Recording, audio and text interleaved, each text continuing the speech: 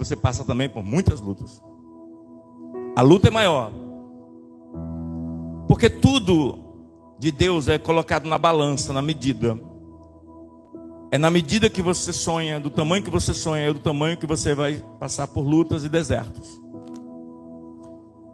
Essa palavra ardeu o meu coração para trazer para a igreja um tema muito propício, que a gente vive no dia a dia e é evidência na nossa vida, que é a interferência de pessoas no nosso caminho.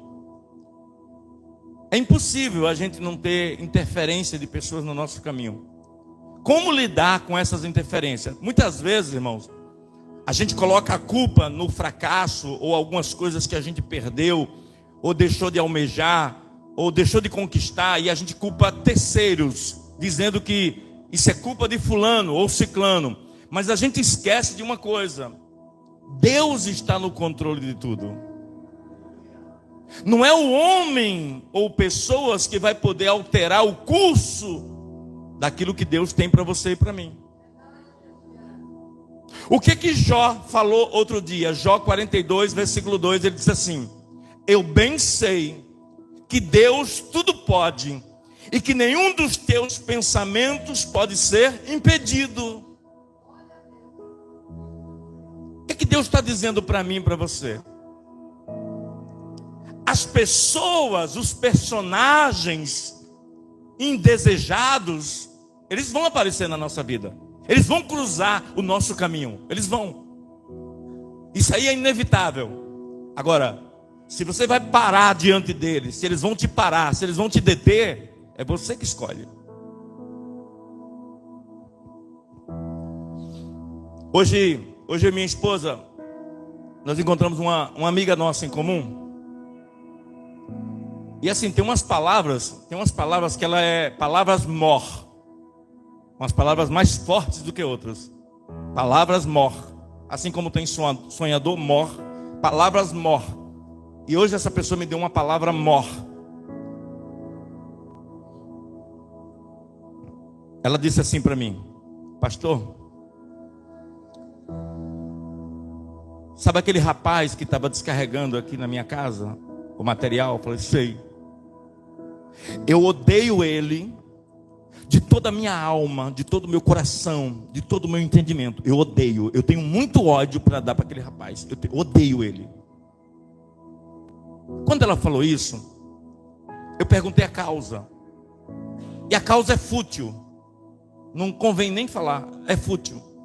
Mas a disposição dela carregar esse ódio dentro dela, e está muito impregnado esse ódio, me preocupou. E eu disse para ela assim: é engraçado que ele conseguiu colocar dentro de você um ódio que você carrega ele.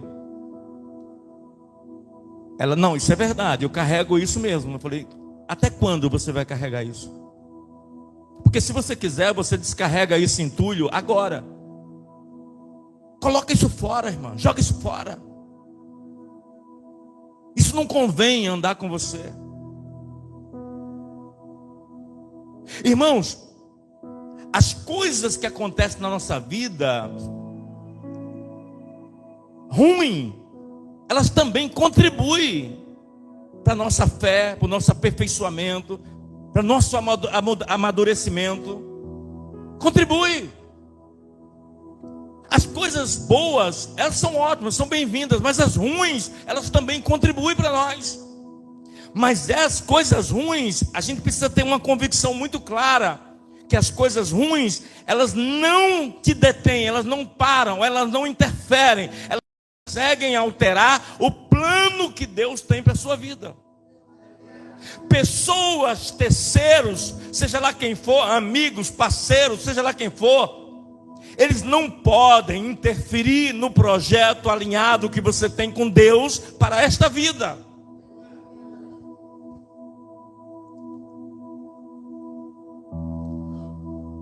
Quem que falou essa palavra? Quem que falou essa palavra assim? Lá vem ele, o sonhador mor. Os irmãos de José. Irmãos, não vamos ser hipócritas. Dói quando a gente é mal falado, odiado, perseguido. caluniado pelos da família, dói mais. Talvez seja uma dor mor. É uma dor que dói mais. Dos outros, estranho, dói, quanto mais da família. Dói mais. Mas nem isso é motivo para nos deter. Os irmãos de José estavam vendo José. José estava vindo trazer a marmita para os irmãos. E os irmãos de longe cutucaram um ao outro, falaram assim: lá vem ele, o sonhador, o queridinho de papai, aquele menino que só vive orando e falando com Deus que vai ser grande, que vai ser isso, que vai ser aquilo. É o sonhador. Aí José chega perto deles, eles mudam de assunto. Irmãos, sabia que a gente tem que tomar muito cuidado? Às vezes a gente, sem querer, a gente faz comentários, a gente faz críticas, a gente observa comportamento, roupa, postura de pessoas, e às vezes a gente libera uma palavra contra aquela pessoa, às vezes até um amigo seu, e a gente esquece que Deus está vendo tudo e contempla tudo. E isso pode trazer maldição para nossas vidas, porque a nossa boca libera palavras que essas palavras muitas vezes voltam para nós, porque a gente colhe o que a gente planta. José, ele estava muito desprovido, muito resolvido em relação ao que os outros pensam sobre ele, porque os irmãos dele pensavam mal dele, via ele com maus olhos, ficavam chateados com ele, sem motivo, mas ele não se abalava com isso. Aquele dia era uma tarde, parecia um dia comum como qualquer outro, mas José não sabia que naquele dia seus irmãos já não aguentavam mais, suportavam mais a presença dele no meio dos seus irmãos. E os seus irmãos tramaram um golpe para pegar José e acabar com a vida dele de uma vez por todas. Pegaram ele, jogaram numa cisterna, num poço. Depois não sabiam mais o que fazer com esse corpo. E aí passaram os amalequitas, uma caravana de amalequitas, e disseram: vamos vender ele como escravo, e dali ele vai ganhar um rumo, e vai ser escravo pro resto da vida, e a gente não vai conseguir ver ele nunca mais, e a gente se livra desse sonhador. Bota uma coisa no seu coração: se Deus não descartou você, não é as pessoas que vai descartar você. Elas podem até se afastar de você, mas você vai continuar no cenário, na evidência da vida. Sabe por quê? Porque Deus escolheu você desde o ventre. Você é um projeto de Deus. E quando Deus escolhe, a pessoa tem que resolver com Deus, não é com você.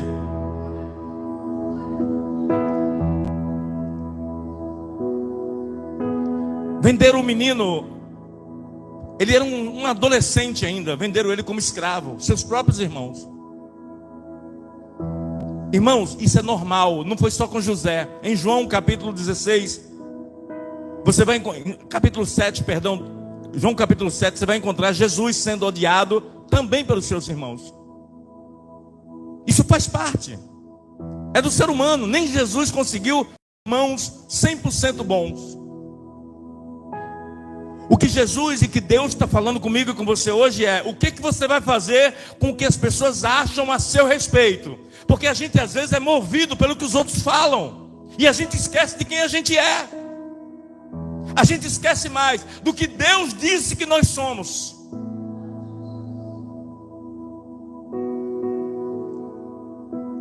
Algemaram o menino, amarraram ele, levaram como escravo, puxado por camelos,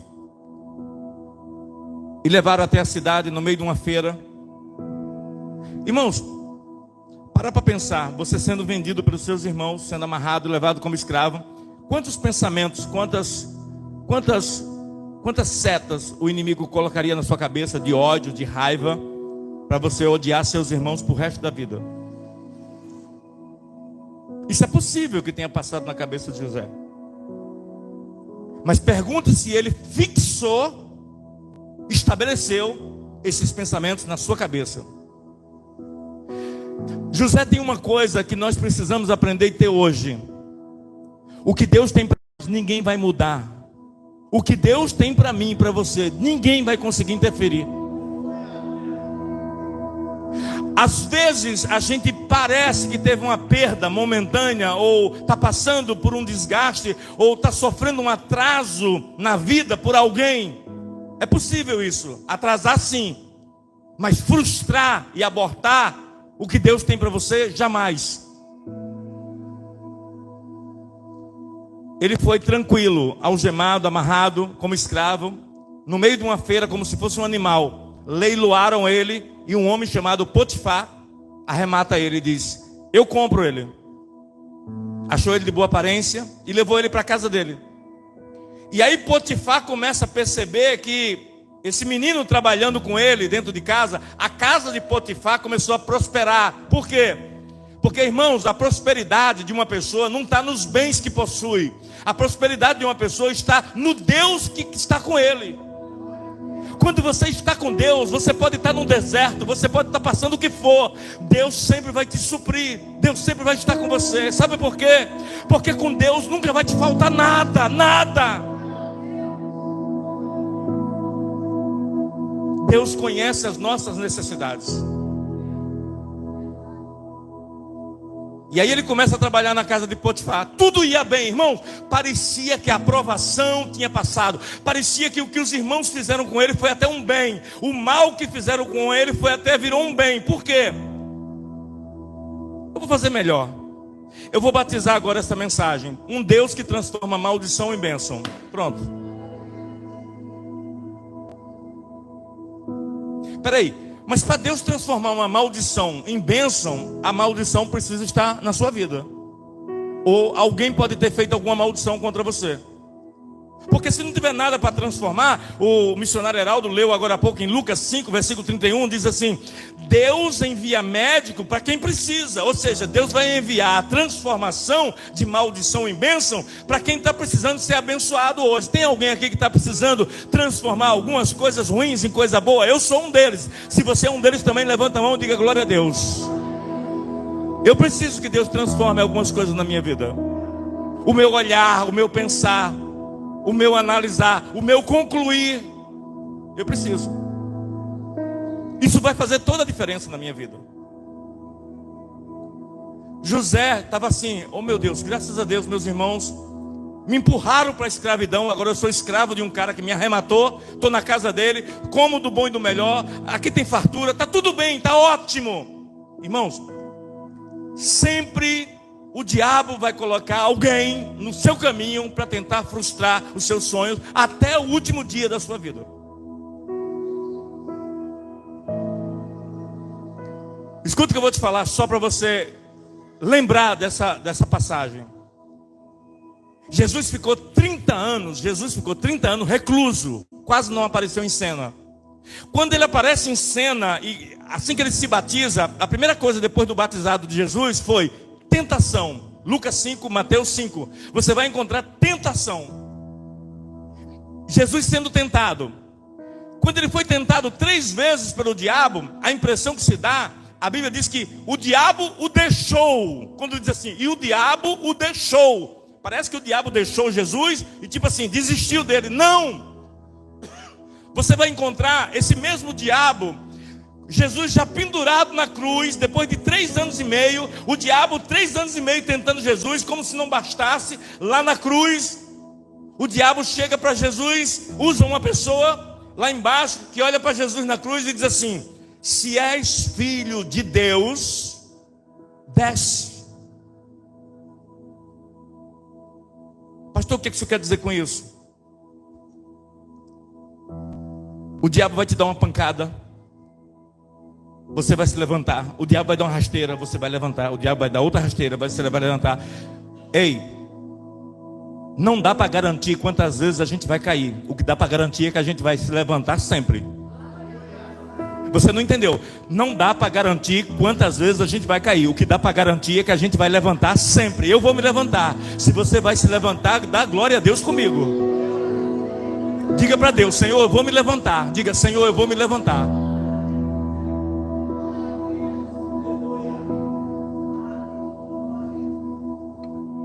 Tudo estava bem, parecia que o diabo tinha ido embora. Parecia que o diabo estava só nos irmãos. Aí vem a mulher de Potifar, casada, uma vida sexualmente ativa, e um menino virgem, cheio de testosterona, um jovem, diferente dos de hoje. Esse jovem é assediado pela mulher do seu patrão. E José detecta que aquilo ali poderia atrapalhar a sua caminhada com Deus. E ele diz assim: não. Além de você ser casada, eu não posso trair o meu Deus. Eu não posso quebrar a minha aliança com Deus, porque ainda que eu esteja vivendo um momento muito bom agora, mas todavia eu vou obedecer a Deus em tudo que Ele me pedir. E aquela mulher foi frustrada com esse assédio sobre ele. E aí, naquela época, Josenilton, não tinha ADEM, não tinha delegacia da mulher, não tinha. E aí o que ela foi? Ela foi até o marido. E ela conta uma história, porque eu sempre digo aqui para vocês que toda história tem dois lados. Toda história tem dois lados. Uma vez, Josenilton, a nossa chefe lá falava assim para mim: pastor, sempre filtra, vê direitinho, para você trazer um diagnóstico bem legal, porque toda história tem dois lados. E realmente, como ela me ensinou muito nessa área, porque toda história tem dois lados, tem duas versões. O marido da mulher, em vez de ouvir José também, não só ouviu a mulher. E a mulher dele disse assim: amor, você acredita que esse rapaz que você contratou deu em cima de mim? Falou o contrário. E o marido acredita. E aí o marido diz assim: poxa vida, botei você dentro da minha casa, confiei em você, eu dei fidelidade, eu dei confiança para você, dei um monte de coisa. Sabe de uma coisa? O seu lugar sabe onde é? Na cadeia. Vai para o CDP de novo. Aí bota ele na cadeia. Parecia que Deus estava com José, depois não estava com José. Depois parece que Deus sumiu de José. Parece que depois Deus voltou para José. Parece que agora Deus sumiu de novo. É essa a sensação que a gente tem de vez em quando as coisas acontecem em nós. Ei, preste atenção no que eu vou te falar aqui agora. Eu vou dar uma senha para você. Eu não sei qual é o quadro, eu não sei qual é a cena, não sei qual é o momento, não sei qual é o cenário que você está vivendo da sua vida. Uma coisa eu sei: Deus está no controle de tudo. E Ele sabia de tudo que você ia estar passando. Uma coisa eu te falo: Deus vai reverter essa situação, meu irmão. Levaram José para a cadeia outra vez. Mas sabe como é que ele foi? Cadeia. Mas eu estou com Deus. Eu estou com Deus. Eu estou com Deus. Faraó precisa de um intérprete. E sabe a única notícia que chegou até Faraó? Só tem um cara que interpreta direitinho e tudo que ele fala é batata. Quem? Um cara que está na cadeia. Quem? José. Então libera ele lá. Leva um alvará, solta ele. Solta José. José chega lá, explica para Faraó tudo o que estava acontecendo. E tudo que Faraó sonhou, José interpretou. Sabe o que era isso? Deus, olha irmão, deixa eu falar, vou fazer uma genealogia aqui, ó. Deus, quando mandou José levar a marmita de tarde para os seus irmãos, Deus já sabia que aquela seria a última tarde da marmita. Depois Deus permitiu jogar ele num poço. Seria o último dia do poço naquele dia. Depois levou ele como escravo dos amalequitas. Seria também Deus levando ele para um lugar maior e melhor do que o lugar que ele estava, mesmo sendo escravo. Depois Deus leva ele para a casa de Potifar. Tudo estava bem, parecia que ali era o fim da estrada, era o destino final. Não, Deus cria outro mal-estar com a mulher do cara. Para quê? Para levar ele para outro lugar. Irmão, toda vez que Deus quer te levar para um lugar maior, um lugar melhor, um lugar mais distante, um lugar mais próximo de Deus, Deus sempre cria uma situação, um mal-estar. Para quê? Para você ser provocado lá para frente. Às vezes o mal é um bem que te fazem.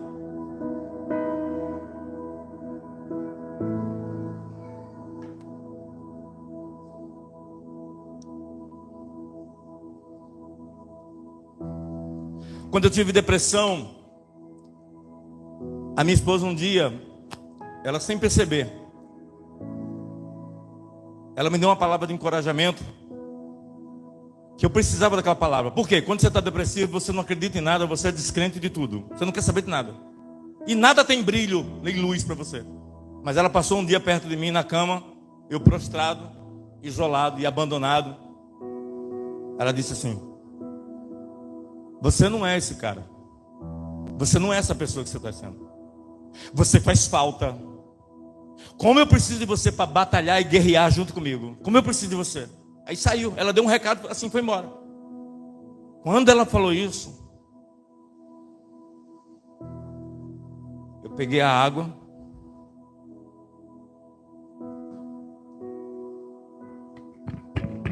pentei o cabelo,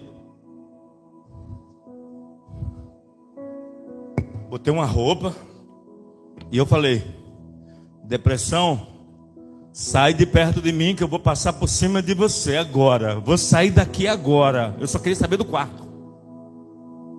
E quando eu menos esperei,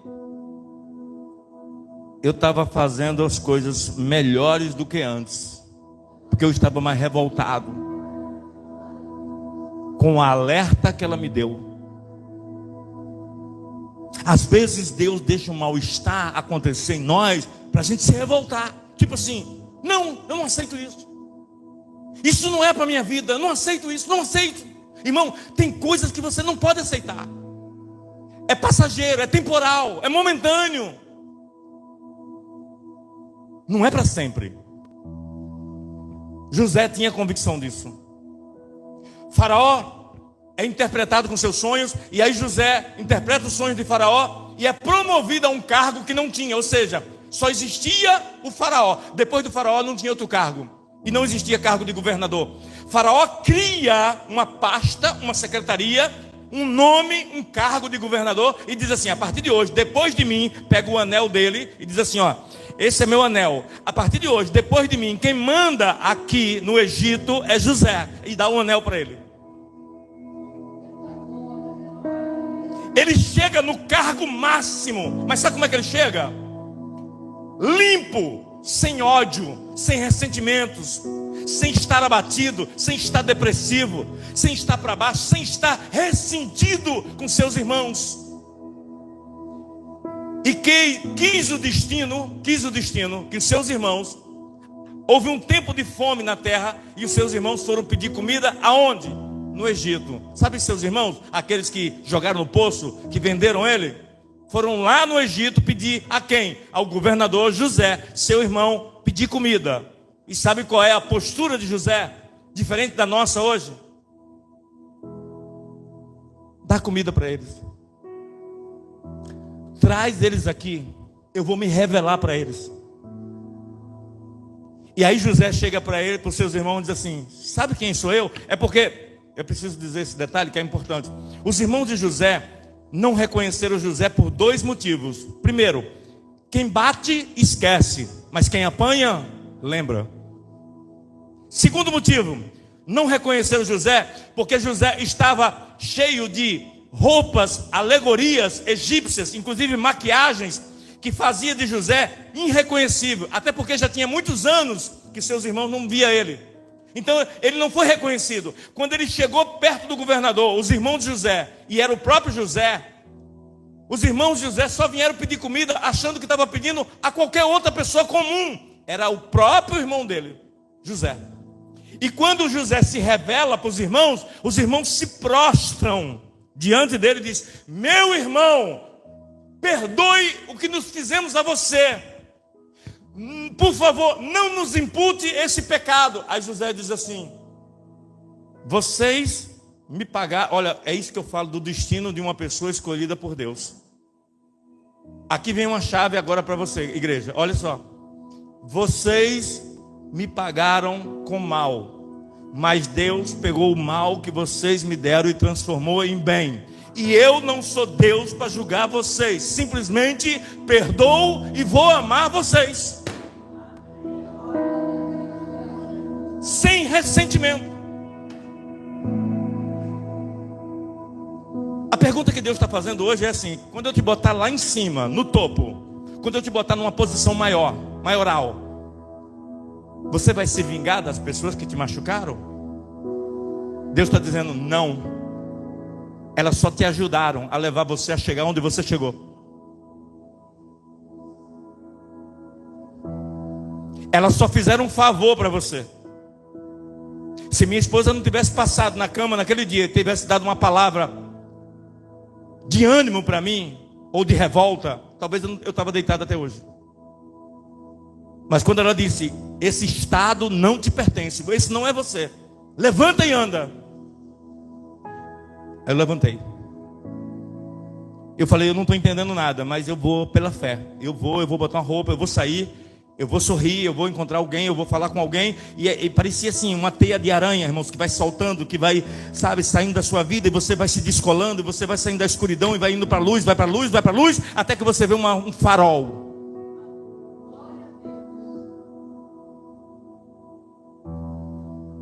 O convite de Deus nesta noite para você e para mim é: aconteça o que acontecer, olhe para mim, para Deus, olhe para Deus. Deus está dizendo assim: olhe para mim, não olhe para a circunstância, olhe para mim. Irmãos, Deus sabe tanto dos imprevistos que a gente vai ter. Uma vez Deus chegou para um homem chamado Josué e disse assim: tem de bom ânimo, esforça-te. Aí ele diz assim: ninguém, isso me chama a atenção, ninguém vai te resistir. Quem resistir a você vai resistir a mim, porque eu estarei com você todos os dias. Não olhe para a direita, não olhe para a esquerda, não olhe para um lado, não olhe para o outro, só olhe para mim, olhe, medita na minha palavra, porque eu vou estar com você de manhã, de tarde e de noite. Deus está dizendo nessa noite para você e para mim: ei, você veio aqui buscar uma resposta. Você não está cansado, não está aguentando mais esse problema, essa situação, essa labuta da vida. Mas Deus está dizendo para você: eu estou com você de manhã, de tarde e de noite. Eu estou com você de manhã, de tarde e de noite. Eu tenho um projeto para você. As coisas não vão acabar assim como estão. Tem coisa melhor de Deus chegando para a tua vida, querido. Tem coisa de Deus melhor chegando para a tua vida.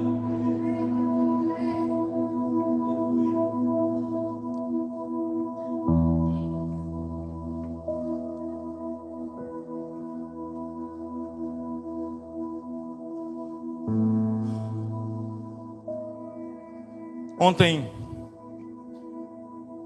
eu fui alugar uma casa, uma das minhas casas. E assim, eu estou filtrando muito questão de inquilino, porque é uma coisa que você tem que tentar evitar. O inquilino perfeito não existe, o pastor perfeito não existe, a ovelha perfeita não existe. Só existe um perfeito, Deus, que é perfeito.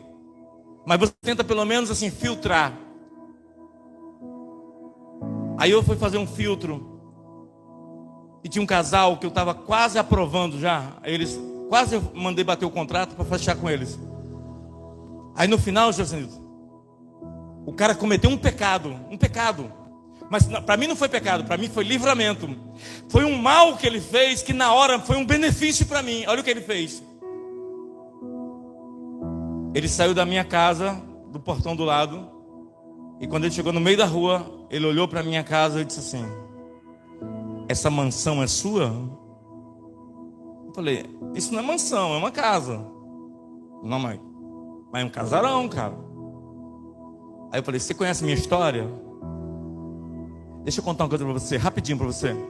Aqui com 18 anos, uma televisão e um videocassete de 2 cabeças no colo, no ônibus. Um punhado de farinha, 2 rapaduras e umas 5 redes para vender na praça. Você sabia que eu não ganho salário de igreja?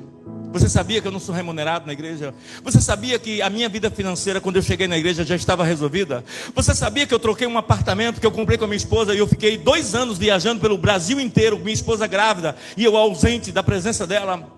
Trabalhando que nem um condenado, como um feirante por aí. Você sabia que eu comia sobra de comida dos outros para poder eu vencer na vida? Você sabia que essa casa foi um presente de Deus? Eu troquei 3 mulheres solteiras, velhinhas, trocaram essa casa num apartamento, um pelo outro, sem voltar quase nada, um recurso muito pouco de volta que elas me deram. E o pouco que elas me deram, eu fiz essa reforma dessa casa, e essa é a casa que você está dizendo que é uma mansão que eu consegui. É isso que está dizendo? Você quer uma casa dessa? Ele falou: eu quero. Então passe pelo que eu passei.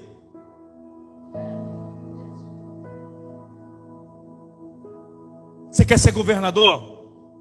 Aceite ser preso. Aceite ser assediado. Aceite ser vendido pelos seus irmãos. Você quer ser governador? Sofra primeiro. Depois chegue no cargo merecido. Aí na hora que ele falou isso, eu falei assim: uau, uau, uau, uau, uou, oh my God. Falei: aqui, vou botar você na fila, tá? Depois eu te dou um retorno. Sabe qual foi o retorno? Já tem outra pessoa no seu lugar. Descartado. Mas ele me deu a senha que eu queria. Não é o inquilino que eu quero. Não são as pessoas que a gente quer na nossa vida. Se elas vierem por consequência e por permissão de Deus, amém. Mas se a gente puder evitar pessoas tóxicas na nossa vida, melhor ainda. Sabe por quê? Porque tem coisas que dá para ser evitado, mas aquilo que não for evitado, Deus vai suprir junto com a gente.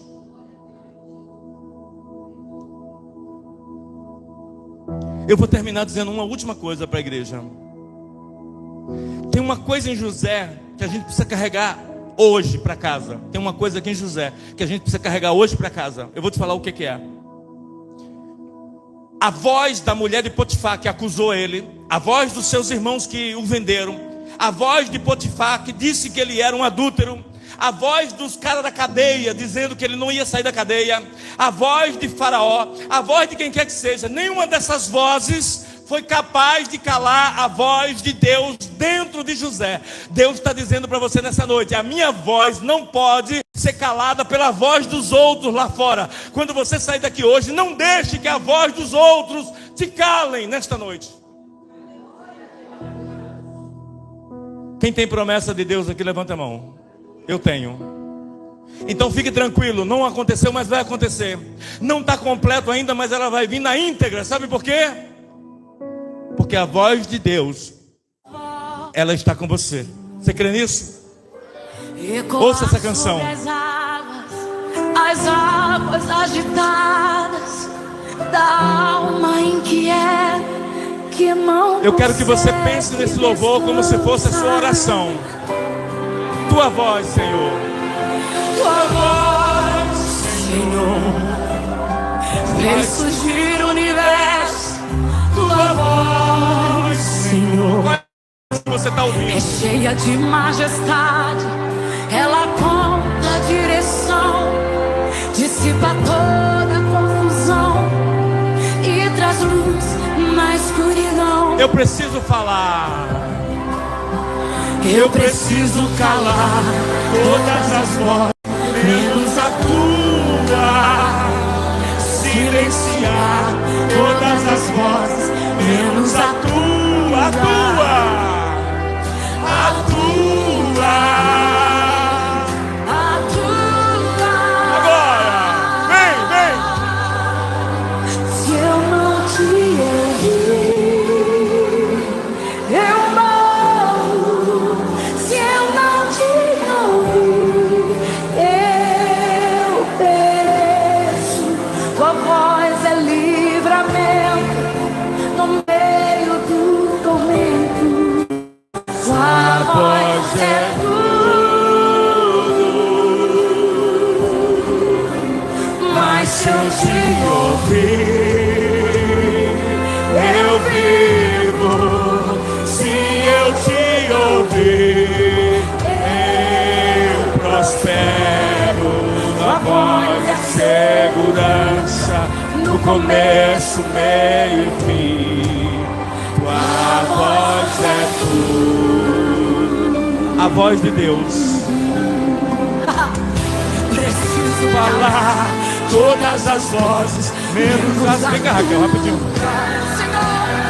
Silenciar todas as vozes, menos a tua. Ora por ela.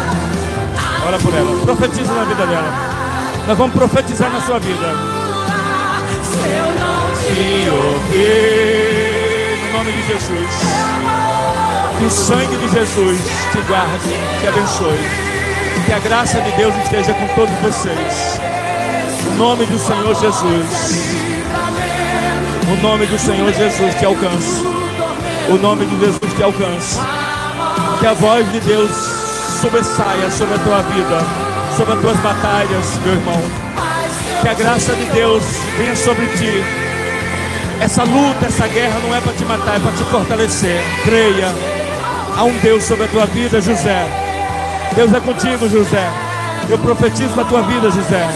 Segurança no começo, meio e fim. Tua voz é tudo. Deus abençoe, Deus abençoe, Deus abençoe, Deus abençoe.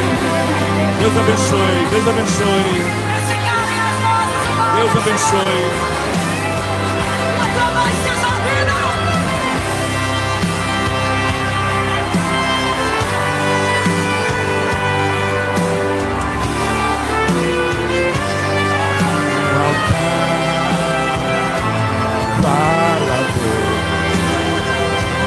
Fala, Deus.